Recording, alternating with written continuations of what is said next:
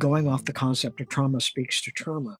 What you carry in your life, the traumas, they don't go away. You can heal them, you can soothe them, you can work with them. But when one is kicked up, it also pokes everything else. Says, hey, everybody, wake up. It's time to throw a party. And this is something that when you transfer over to veterinary medicine, one of the things that we don't think about is that we go into veterinary medicine going, medicine's awesome. Animals are awesome. Oh, this is going to be really cool. And then what do we see? We see death, disease, and we also often work in a hierarchical system, which has a coercive power aspect to it.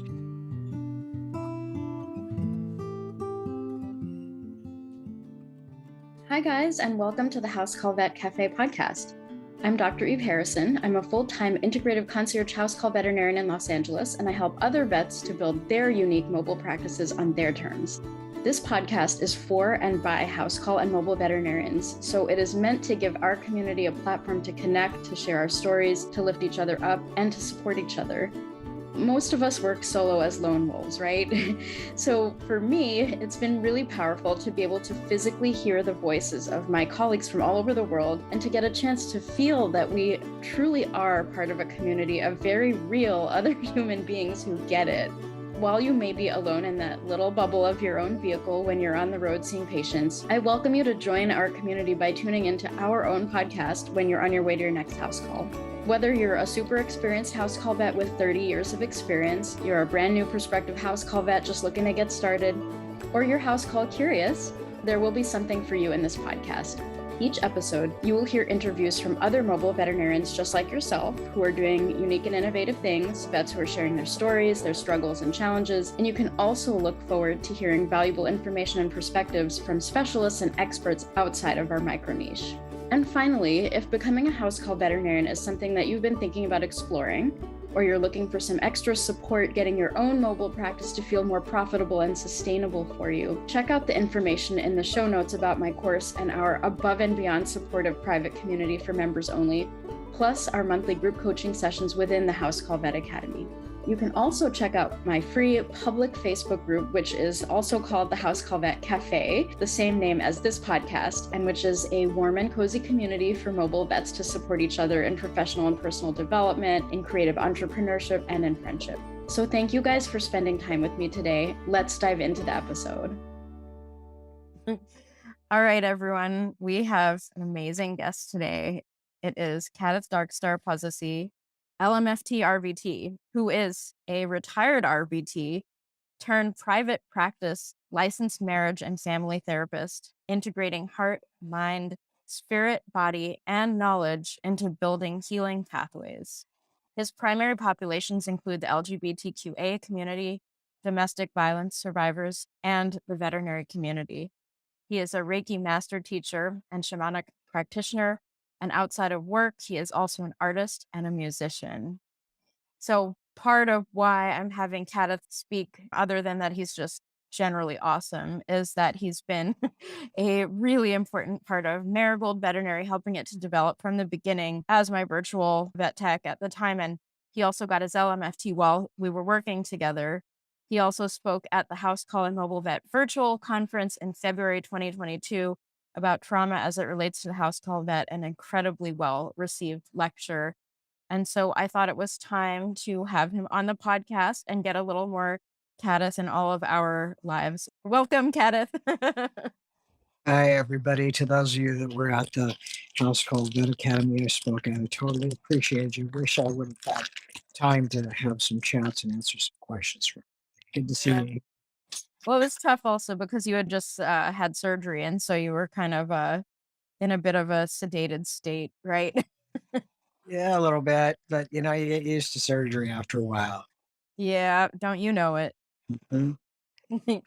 So, first of all, I wanted to start out the episode with the question that I always start out with. What's your favorite snack to eat in the car?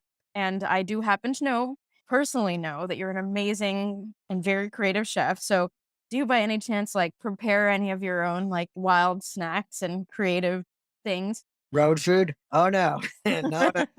The car is for either stuff like beautiful fresh watermelon or absolute garbage. So Yeah. My favorite snacks are, let's see, crunchy Cheetos, really good French fries, or this really cool mochi golden curry snack. It actually tastes like lovely yellow curry. That sounds delicious. I mean, I had no doubt you were eating interesting things in the car at the very least. Probably, yeah. Oh, those are good. I've never heard those answers before. And, watermelon is excellent too. I actually got the idea to put watermelon in the freezer from Aisha. She had a post, and I immediately bought watermelon, put it in the freezer, and it saved my ass during the heat wave that just happened. Yeah, that was special, wasn't it? It was very special.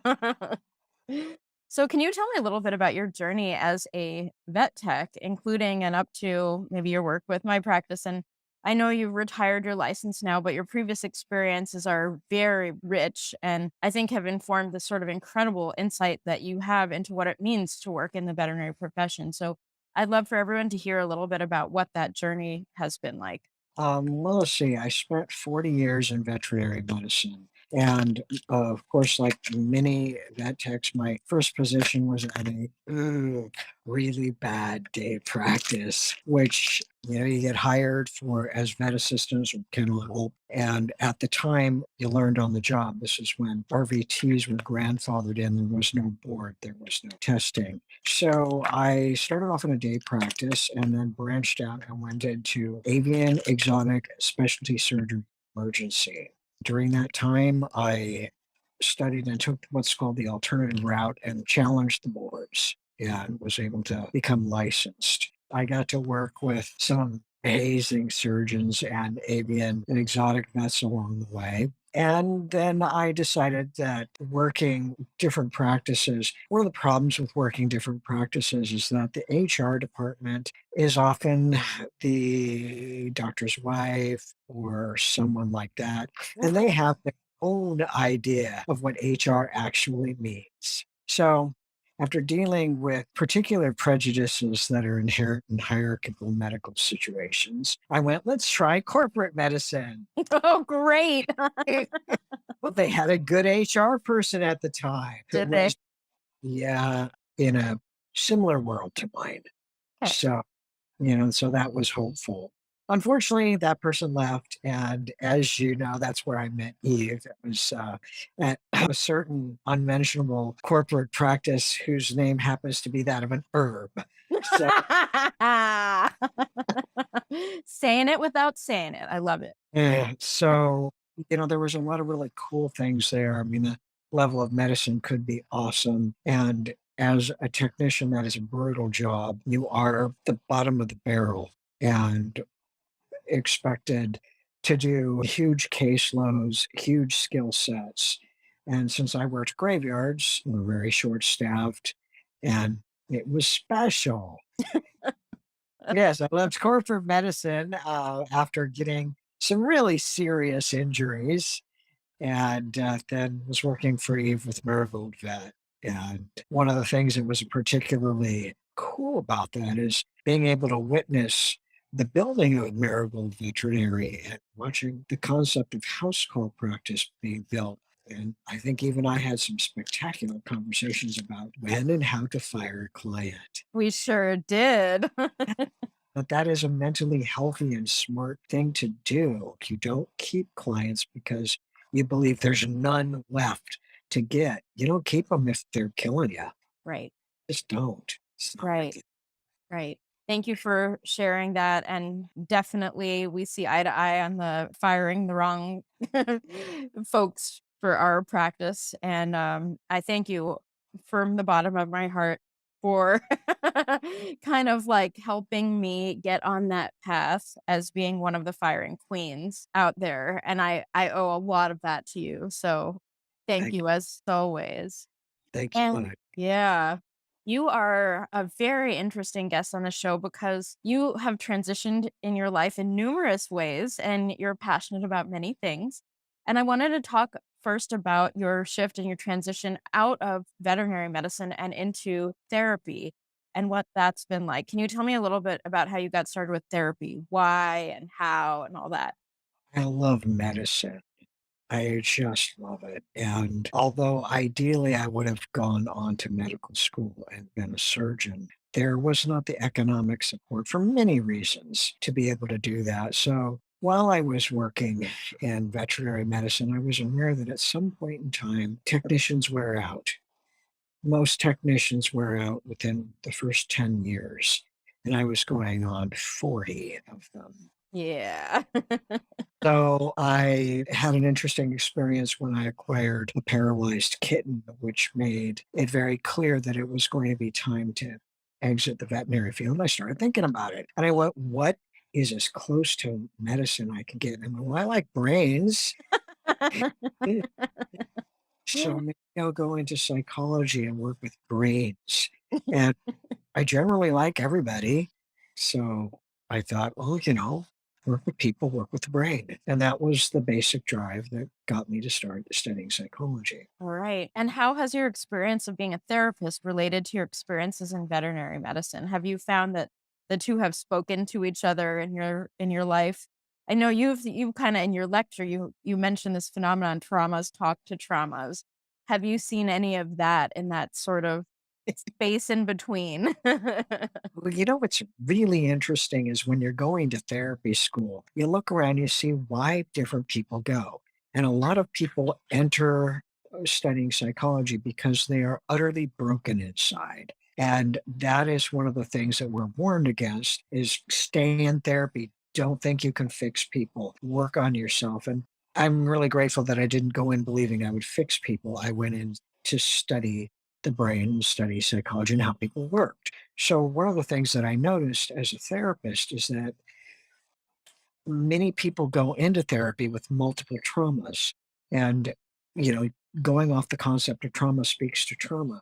What you carry in your life, oh, the traumas, they don't go away. You can heal them, you can soothe them, you can work with them. But when one is kicked up, it also pokes everything else. Says, hey, everybody, wake up. It's time to throw a party.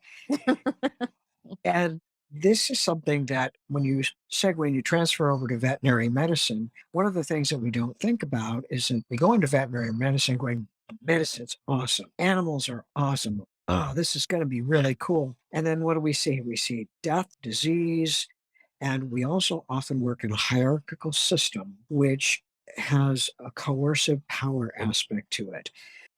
You have to do your job, of course, that's normal. But often you have to maintain a one down position from anyone above you. There are many not nice ways to say what you have to do all the time to your boss or to whoever's above you. I bet everybody can figure out what those are. Very a lot of that. So So one of the problems with that is when you have a staff where there's such a hierarchy, there's no time to come together and talk about, hey, the animal that came through the door crashed and burned and died that everybody worked their asses off. Everybody's grieving. Everybody got harmed. There's none of that. It's like, okay, next, next, next, next. There's no time. So we take those traumas in and we keep them and we tell ourselves, really typical tech thing, we're tough. Yeah. So veterinary medicine has a culture of toughness, of just suck it up, get through it. Well, that doesn't leave when you walk out the door. You take that home with you. It affects your relationships. It affects you. It affects how you sleep. And one of the things about trauma is that vicarious trauma, watching animals suffer, trauma from owners going off at you and going, you killed my pet, which I'm sure everybody here has had that happen. Yeah. Yeah. Or here's my money. You didn't do anything. And stomping out and yelling in your face. These things hurt people. They hurt you as a human. And what that does is that reduces your ability to have compassion for yourself and for other people, which is what we call compassion fatigue, Mhm. which is built on multiple traumas, talking to each other, being kept invisible. That kind of makes sense. It does, it does. I mean, it's such a natural connection. I really feel that anyone who's in veterinary medicine should have a psychology degree. That's the thing that most of us are missing, right? Well, it would do everybody well to have that in school, is to have that knowledge of, okay, you're going to see traumatized people and traumatized animals, but you're going to primarily be seeing people that are packing around trauma that goes back their whole life. How do you deal with it? How do you diffuse a situation where someone is triggered? And you may think about it retrospectively and go, huh, that's not a typical reaction to this situation. That person was triggered. The one that goes, "You can't touch my animal. You can't. You can't." You have to pry an animal away from them, and the animal's fine with you, but the person is responding as if this is their entire life, and it may well be, Hmm. but the attachment is so intense and so different that you have to know how to reach through that mess and go, "Hey, can you hand me your kid there? Can you hand me your baby?" And sit and pat and say, "Okay, I'm going to do this, this, and this, and these things I can do in front of you. Can we do this?" And just really soothing to try to settle somebody down and deactivate and stabilize their trauma. You have to have a psychology degree for that. Yeah. How much client contact do you guys get in school? How much do you even get one class?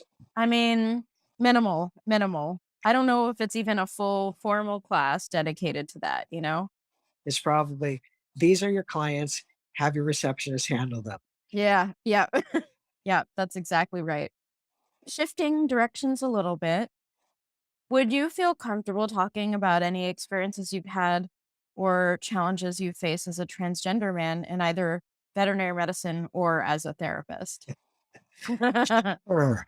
They are virtually identical. Yeah. As a trans person, one of the things that we learn really quickly is society expects something called code switching. And let me explain code switching because you will be familiar with this. You will have seen it in the world. Code switching is when you are one way and you're going into a situation where you are expected to be something else. For example, if you are an intern and you go in to the surgery suite, you are expected to be a star surgeon.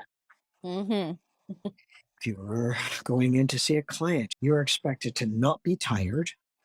You're expected to code switch and put on the right face. Mhm. Well, as a trans person who, first of all, you can look at me and go, I can't call your gender unless you hear my voice. I have a non binary presentation. I don't do the right code for trans guys. Mm. So, in the therapy community and the queer community and the veterinary community, my presented code doesn't make sense. Mm. So, the effect of that on a person is that in general, you are looked at as different, not a team player, something less than. Now, you can be a spectacular team player. EY watched you be a really good team player on graveyards, and yet you were not treated as one. These are things that I experience, at least in school and in a different place that I work, of not being considered part of the group. Mm. This is really typical for a trans person. And I think I pushed the envelope a little bit. Oh. So, my experience in the veterinary world as a trans person has included some really serious things that had serious repercussions. Having to take on more cases, having to work by myself, having to deadlift and anesthetize patients from the floor up that were over 100 pounds, having my paralyzed cat, someone attempting to feed him chocolate, having somebody walk up and going, "Do you have anything there?" And being Oh, felt and being asked, "Joe, what do you have in your pants?" God. So that's what you experience in veterinary medicine. Mm. Fun times. Fun Mm. times. And you're Yeah. finding a similar thing, even in the therapy world. I get asked a lot of really interesting questions. Generally, the people that ask the questions rudely don't get to be clients. It's just not worth the bullshit. Right. Right. Uh, Exactly. The problem is the repercussions. Yeah. And that's why I love the veterinary field because I 5 discs in my neck and had other major injuries. So, Yeah. yeah. Yeah. Fun times. But as You know, and as anybody else out there knows, if there's something that you are, that you need to be, you do what you need to do. You can't live life in hiding. You can't pretend your whole life. You know, just like becoming a house call vet, you have passion, you have drive, you need to be doing it. You love the things you do. It is part of who you are. Mhm. So you jump through the hoops, whatever they are. All right. I love that advice. Thank you for sharing that. And thank you for sharing some of the things you've been through vulnerably. I think that's really helpful and important for everyone to hear those stories and those experiences as well. It's worth a further discussion on inclusion in the veterinary field Yeah. at another point in time. Yeah. We'll definitely have you back to kind of really lean into this subject, just kind of focus right on it because it's absolutely critical. Mhm. And, kind of in a similar vein, you're really passionate about hearing people, about letting their truth be heard and validated. And this is like because it's your job as a therapist, but as a person, I mean, just I know you as a person that provides these sort of safe spaces for like every oppressed person, LGBTQA, as well as kind of just being this very cognizant person about not letting this sort of toxic positivity, the gaslighting, systemic injustice type stuff infiltrate into healing spaces. And I've, always been very aligned with you in that way. And your influence on my thought process, even in those ways, is very, very clear to me. So I want to thank you for that. And I wanted to hear your thoughts, just speak a little bit about some of these issues, if you could. One of the things that's really important, and I think this is critical for veterinarians and veterinary staff, is we hear all the time, oh, just have a little self care. Smile and just get through the day. You can do it. And the thing is that's a combination of that is toxic positivity. And it's also a lie because we're taught that we can fix our own wounds with just a little self care. And yes, we use self care all the time. But the stereotypical self care, oh, go get a massage, have a do after work, run a little bit. That may work for some people, and for those of you that is your self-care, more power to you. For those of us that is not, that is actually a toxic message. What it also implies is that if you're having a crappy experience, you're having a hard time at your job, you're having a nightmare client, that you can fix that by doing something to yourself, which means the onus and the responsibility of the crappy experience belongs to you. Mhm. Mhm. That is a really significant type of both gaslighting and a demonstration of systemic power and control. When you become responsible for everything bad that happens, and it is your choice how you respond to it, well, yes, of course, it's your choice. But when it is only your choice, then the idea of systemic harm is totally forgiven. Oh, you're working in an incredibly toxic place where the surgeon throws surgical tools across a room at you. It is your choice how you react to that. Yeah, and the surgeon's also being an asshole Right. and needs to correct that behavior because it is dangerous, inappropriate, and there is no appropriate reaction to that. Exactly. This is everywhere in veterinary medicine. Everything from head techs that go, put the catheter in the way I say. And, once a catheter's in, there's like a million different ways to tape them in. They're all right. But when someone says, no, it has to be right to left and the pink tape has to go on, that is a power play to reduce your sense of personal agency. This happens in medicine everywhere because most of medicine is hierarchical, and hierarchical has an implied power differential. This becomes where we talk about systemic injustice, systemic problems in the field. And this is something which will be awesome for a forum discussion because there are many voices that have never heard or thought about this. And in veterinary medicine, it's quite popular right now to have compassion fatigue specialists. Well, it's interesting because the current theories on compassion fatigue do put the onus on the person who's feeling it, not on the system that is creating it. Yes. Thank you for bringing that up. I wanted to let all of you guys know that Kadeth and I went through a compassion fatigue training together, and I am now a certified compassion fatigue professional. I didn't tell you that I finished the course, but it was pretty shocking as we went through this training how, in the name of empowerment, it actually calls people who struggle in their workplace having failed development. When I read that, my jaw hit the ground because there are times where you're literally abused. It's not failed development, it's that you are being abused and putting that healing onus, like you said, squarely on the shoulders of the person who's suffering. Of course, we're all responsible for our own behavior and how we respond to things, but not solely. Not solely. If we're in an abusive environment, we're being gaslit, we're being abused or systemically oppressed, whether that's in veterinary medicine or outside, in society. And we know there's plenty of that. That is not something you're gonna compassion fatigue certify yourself out of, like So one of the things that we examine along with the idea of that empowerment means you are responsible for all your choices is we look at the wheel of power and control that we pull from domestic violence, we adapt it to the workplace. And when you have a workplace where at any time your livelihood is threatened, your personal well-being is threatened, where you are treated as less than human even, then in a very pretty shiny world, yes, you are responsible. You can turn around and walk out. But if you turn around and walk out, can you feed your kids? Can you pay your rent? Are you so harmed that you can't work anymore?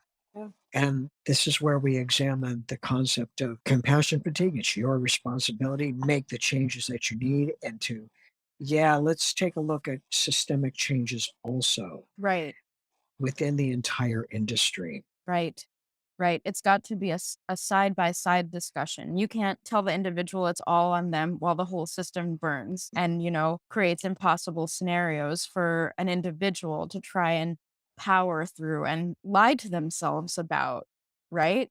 There's many times that veterinary professionals, whether it's veterinarians or vet techs, are in situations where they have non-competes, and if they left the job they're in, their entire life is going to have to change. They either have to move, they have to, take on a 2-hour commute to accept work elsewhere, and these things are not always possible for everyone, and like you said, maybe you can't feed your family, your livelihood's at risk. What else can you do if you can't be doing this? It's like these are all very, very valid and important realities that we need to talk about. One of the other things in veterinary medicine is that there is it is a small community. Word gets around. Yeah. So if you walk out of a job, you may be blacklisted. And Oh, that yeah. happens all the time. Oh, you walked out of that job? You're not working in these 3 counties. That's it. Right. So that perpetuates that again. And when we talk about deconstructing enmeshed power differentials and enmeshed abusive patterns, we also have to examine when it's the onus is on the individual, we have to examine the idea of affluence. Are you so affluent that you can walk out of an abusive situation? Really, how many months savings do you have to cover everything? No, I no, tech wages aren't great. And I know that's huge student loans. And so do you have the economics to survive for 6 months, a year without work? Most people don't. Absolutely correct. Most people don't. Mhm. Most people don't. Yeah. It's a really, really valuable statement. I think simply looking at the financials and the economics of it, a vet tech is so much more trapped because, a majority of vet techs that I know live paycheck to paycheck, certainly do not have that affluent sort of like cushion to just walk out of a job, and many vets as well. But I think vet techs in general, I worry so much about, the financial position that they're in, that they don't have that power to walk out. And a vet tech or a vet that's trapped in a situation can do work on themselves to make it less miserable. Of course. Of course. And we can do what we can to change our attitude and to make things as positive as possible. But at the end of the day, there's only so much you that you can change and that you should change. Like, should you really retrain your brain to accept that this is okay and normal? And that's what you should be accepting in your life? Is that really how we should be training people to change themselves to adapt to abuse? Right. Would you tell your best friend in an abusive relationship, just change your attitude, suck it up and stay? Right. Right. No, you wouldn't do that. And there's so much of that, especially I we've discussed this before in the corporate environments, these big, powerful organizations that they buy the pizza, they buy the they give the wellness talks, they hire the compassion fatigue specialists, and they train the people to be good little whatever is that they want. And a lot of the time this wellness language is coming from the top, from corporate. Because people 'Cause it's cheaper. Yeah, keep your people a little, come off balance. Well, see, the thing is that the idea of slap a smile on and power through it. Use the words earlier, power through it. right, The concept of powering through it in any kind of medical situation is directly responsible for reducing people's compassion toward themselves and each other. When you are powering through it, you are creating, again, the culture of toughness. Toughness not only includes having some emotional flatness when a client is grieving, when something dies, but it also includes being tough with your body. I can work harder than you, which means that you are disposable because eventually you're going to break. right. Physically, emotionally, spiritually, whatever that may be. Yep, yep, you will. Mhm. Well, this is yet another entire episode that we could have. Yep. I think I'm gonna leave a little something something for our next 2, 3, 4, 5 episodes that we will have you back for. Oh, just before we close up, is there anything that you'd like folks to know about you or something else that you're passionate about just before we close up here? Oh, let's see. I am really passionate about my recording studio that I'm putting back together after a billion years. And I really glad that I'm in a place in life where I can do a little bit more artwork because veterinary medicine and going to school full time, oh, it's just craziness. It's So, just yeah, crazy. yeah. Can you tell all of us a little bit more about the types of music you play and the types of art you make? um, I have a computer based recording studio. The function is to be able to do orchestral to fuse with heavy metal. Yeah. So that's what I play. And the kind of art that I do a wide variety of art, everything from painting, you see a little bit of my art behind me, to glass work, to ceramic sculpture. I wanted to show you guys, I've talked about this in another episode that I recorded, and this is my, unicorn mala glass beads that Kadeth made for me, which are very beautiful. It's maybe hard to see, but Kadeth made this out of glass. And what I mean by making that is that glass, each of those beads was liquefied glass spun around a mandrel and decorated. I didn't go buy a bunch of beads and string them. Actually, you make the beads with molten glass, which is a bonus. Total blast. Yeah, each of these beads are just so ornate and, they have a life of their own. They're just so cool. I love this thing so much. But, thank you so much for, being here today, and we have a lot more subject matter to cover in the future. Awesome. In Yeah, in summary, can you tell me what's your favorite beverage to drink since we are in the House Calvet Cafe? Okay, well, that changes. And currently it is double milk oolong tea at just above room temperature. Although room temperature has really varied over the past few weeks. Yes, I will still say room temperature, even when it's 100 degrees inside the house. All right. I need to try some of that. I haven't had any long tea for ages, but that Right. sounds delicious. Fried double milk. It is a type of oolong tree that has the back taste of caramel and cream without having any caramel cream in it. Very delicious. I need you to try something actually. Okay. When I was in the Telluride Mushroom Festival getting married a few weeks ago, I found these candy cap mushrooms, which are supposed to be phenomenal for making sweet desserts, sweet drinks. So I think you need to try candy cap mushroom lattes with almond milk. Okay. That's my recommendation to you today. Okay. I will try that. That sounds awesome. I love Yeah. I'll have to send you some. I have a little package of them. I'll have to send them your way. But anyway, Kata, thank you so much for being here today. Every time we talk and kind of go into these issues, I find myself so inspired and, just really kind of digging into issues that I think are so, so important for all of us to talk about. And I'm really thankful for your unique way of expressing these things and your education and background to kind of integrate some of these concepts as well in ways that many of us are not equipped to do as you are. So thanks again. And I can't wait for our next episodes to be recorded. Well, I'm glad to be here. Thanks for inviting me. It's good to talk to you. Always. Thank you so much for listening to this episode of the House Call Vet Cafe. If you enjoyed this episode, then hit the subscribe or follow button on Apple Podcasts, Spotify, Google Podcasts, YouTube, or wherever you listen to podcasts so you never have to miss an episode. This podcast is made specifically for you, so don't be shy if you'd like to reach out and let me know your thoughts on this episode. You can find me on Instagram and Facebook as The House Call Vet Academy, where I also share more valuable content. If you're interested in learning more about consulting for House Call Vets or the House Call Vet Academy online course and community, please click on the link in the show notes. Have an amazing rest of your day, and I can't wait for you to join us for our next episode of the House Call Vet Cafe.